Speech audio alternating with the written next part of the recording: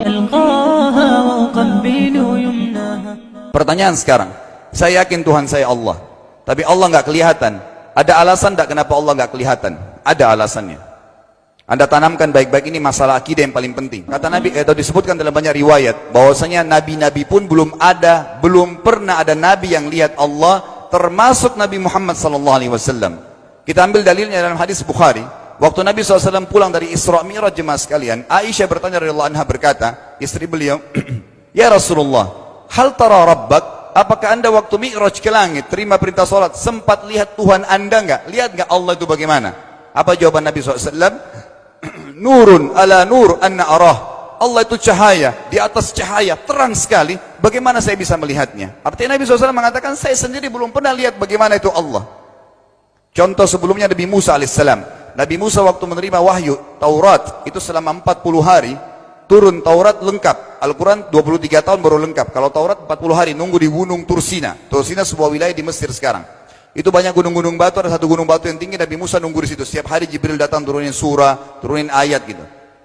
Setelah berlalu 37 hari dari 40 hari menunggu Taurat turun, Nabi Musa alaihissalam tiba-tiba bertanya kepada Allah, mengatakan begini dalam Al-Quran, A'udzu billahi rajim, Rabbi arini anzur ilaik. Wahai Tuhanku, izinkan aku melihatmu. Aku beriman kau ada ya Allah, tapi aku ingin lihat kau bagaimana. Allah menjawab, tidak mau mengecewakan Nabi Musa. Sebagai manusia Allah mengatakan, lan tarani.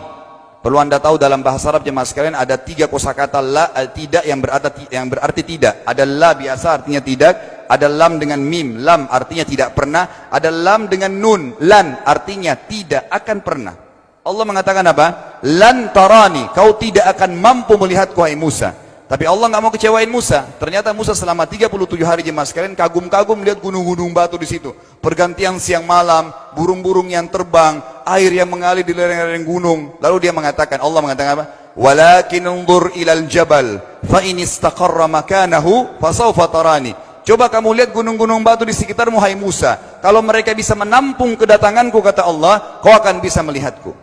Apa yang terjadi? Allah lanjutkan, falamma tajalla rabbuhu lil jabal, waktu Allah baru niat mau datang, belum datang, ja'alahu dakka, semua gunung batu itu hancur lebur, tidak mampu menampung kedatangan Allah. Wa kharra Musa sa'iqa, lalu Musa pingsan tiba-tiba. Waktu Nabi Musa bangun, langsung ucapkan kalimat, amantu billah, saya beriman pada Allah. Berarti fakta lapangan, nabi-nabi aja belum pernah lihat Allah. Masih pertanyaan lagi jemaah sekalian, kenapa Allah nggak bisa kelihatan? Saya akan jawab dan tolong ini jadikan sebagai pegangan hidup. Ini landasan akidah kita. Kata para ulama, karena anda kalau sholat, anda mengucapkan satu kalimat yang merupakan jawabannya. Allahu Akbar. Allah Maha Besar. Akbar adalah siga mubalaghah dalam Islam. Sesuatu yang melampaui batas. Maha Besar. Kita terangkan. Kata Nabi SAW, perumpamaan bumi yang kalian tinggali ini dibanding dengan langit pertama di atas kepala kalian ada 7 lapis langit. Allah mengatakan sab'an shidada, 7 lapis langit yang kokoh. Alladzi khalaqa sab'a samawatin tibaqa, yang menciptakan langit tibaqa bersusun 1, 2, 3, 4, 5, 6, 7. Allah di atas langit ke-7. Kata Nabi SAW, perumpamaan bumi yang kalian tinggalin dibanding dengan langit pertama di atas kepala kalian, ibaratnya seperti cincin yang dibuang di padang pasir. Jadi kita tidak akan pernah bisa melihat ujungnya langit karena kita sangat kecil, dan ini terbukti secara fakta. Apakah anda sudah tahu bahwasanya miliaran bintang-bintang yang ada di atas kepala anda yang jaraknya sekian miliar tahun dari bumi dan sekian miliar tahun lebih besar daripada bumi, sekian miliar kali lebih besar daripada bumi, itu semua berada di bawah langit pertama. Manusia tidak akan pernah bisa memegang langit ini dengan telapak tangannya, karena dari sini saja ke Pluto jaraknya 270 tahun. Nggak bakal bisa ada astronot dikirim kena mati di tengah jalan. Jaraknya jauh sekali bintang-bintang, dan semua berada di bawah langit pertama. Kata Nabi SAW, di atasnya ada langit kedua besarnya, digabung antara bumi sama langit pertama seperti cincin dibuang di padang pasir. Langit ketiga, 2, 1 dan bumi digabung tiga-tiganya, dimana langit ketiga seperti cincin dibuang di padang pasir, sampai langit ketujuh, 5, 6, 4, 3, 2, 1 dan bumi, 7 digabung, dibanding langit ketujuh seperti cincin dibuang di padang pasir. Dan langit yang luas ini jemaah sekalian dipenuhi dengan makhluk Allah yang lain namanya malaikat. Dalam hadis Bukhari kata Nabi SAW, waktu saya sedang dimi'rajkan ke langit, tidak ada 4 jari pun ukuran di langit yang luas itu, kecuali saya temukan malaikat yang sedang ruku atau sujud, penuh dengan jumlah mereka. Anda tahu malaikat itu ada namanya nama kelompok, seperti Rakib, Atid itu kelompok. Di bawah Rakib banyak miliaran malaikat, di bawah Atid miliaran malaikat. Sama dengan Munkar Nakir. Ada memang nama kelompok. Makanya kalau manusia 5 miliar, rakib atidnya 10 miliar. Rakib atidnya 10 miliar. Lalu kata Nabi SAW, di atas langit ketujuh ada Sidratil Muntaha. Besarnya digabung antara 7 lapis langit dan bumi. 8 hanya seperti cincin di bawah di padang pasir. Di atas Sidratil Muntaha ada sebuah lautan yang Allah ciptakan. Lautan itu besarnya digabung antara Sidratil Muntaha, 7 lapis langit dan bumi. 8, 9-9-nya seperti cincin dibuang di padang pasir. Makanya kalau anda baca Quran, anda baca ayat wa kana arsyu alal ma, singgasana Allah di atas air. Ini maknanya, air adalah ada lautan. Lalu kata Nabi SAW, arsy-nya Allah di atas lautan itu singgasananya Allah. Besarnya digabung antara lautan, Sidratul Muntaha, 7 lapis langit dan bumi. 10-10-nya hanya seperti cincin dibuang di padang pasir. Anda sudah hafal ayat kursi? Apa artinya? Ayat tanda-tanda kebesaran Allah. Kursi itu artinya bukan tempat duduk, tapi tempat pijakan kaki raja di singgasana. Kalau raja inginnya singgasananya dipijakan kaki, itu namanya kursi. Kita baca apa? Wasi'a kursiyuhu as-samawati wal ard. Pijakan kakinya Allah saja sudah menutupi seluruh langit dan bumi ini.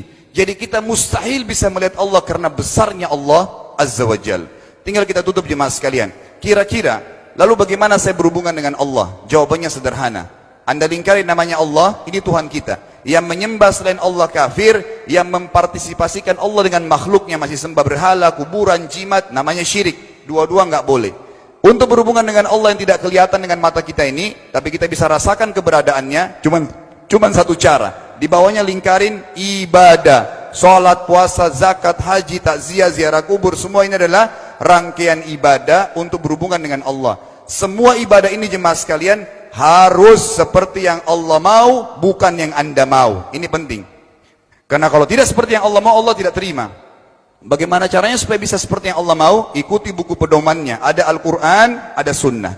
Yang beribadah keluar dari 2 pedoman wahyu ini tidak akan diterima oleh Allah. Seperti Anda kalau kerja di perusahaan, pimpinan perusahaan kasih peraturan. Senin pakai baju kuning, Selasa baju hijau, Rabu pakai baju hitam. Datang jam 7, keluar jam 5 sore. Ternyata Anda tidak. Hari Senin Anda pakai baju yang hari Rabu, datangnya jam 9, keluar jam 2 siang, dikeluarkan oleh pimpinan atasannya. Itu baru peraturan manusia.